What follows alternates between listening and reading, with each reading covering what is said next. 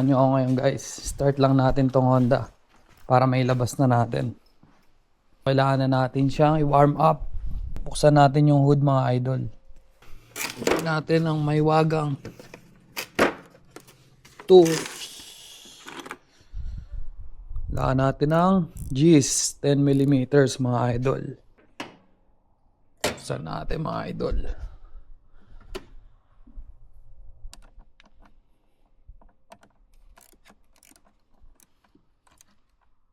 Okay na mga idol. Abot na natin siya. Check natin yung oil level niya mga idol. Bago natin siya gamitin. Ayos na ayos mga idol. Kaka-change oil ko lang kasi nito. Start na natin mga idol. Yun oh. Grabe. Ayun na mga idol. Magagamit na rin siya. Ang huling gamit pa ata nito mga idol. Last year pa mga idol. Yan yung kilometers niya mga idol. Napakababa.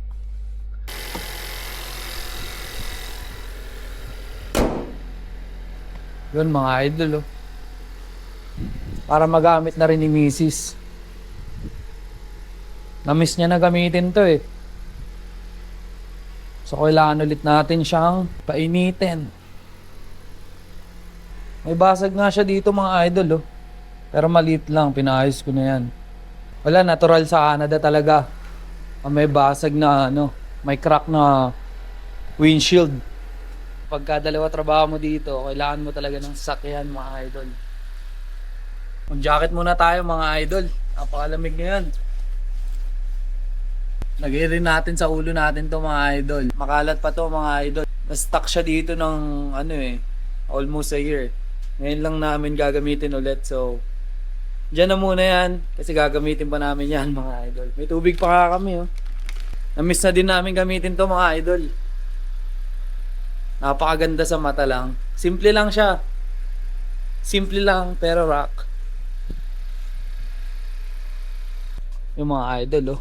Malikabok lang konti mga idol. Pero goods lang. Nakaka-excite ulit gamitin to mga idol.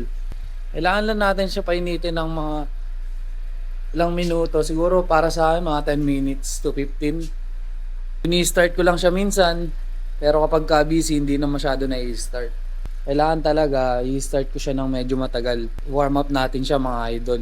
Yun mga idol. May nakalimutan pala ako. Napalagay pala ni Mrs. to sa sasakyan. Lagay natin. Lagayin natin siya dito mga idol.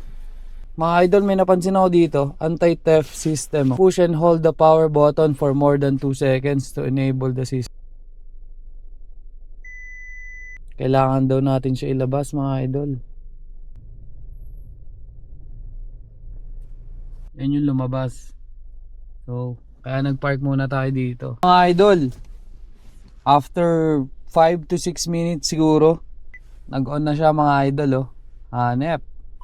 Sara na ulit natin siya mga idol. Mamaya na lang. May lakad kasi kami ni Mrs. So, abangan nyo na lang ulit mga idol. What's up sa inyo mga idol? Ngayong gabi, alis kami ni Mrs. Bukas abangan nyo mga idol kung saan kami pupunta. Itin na natin si Civic.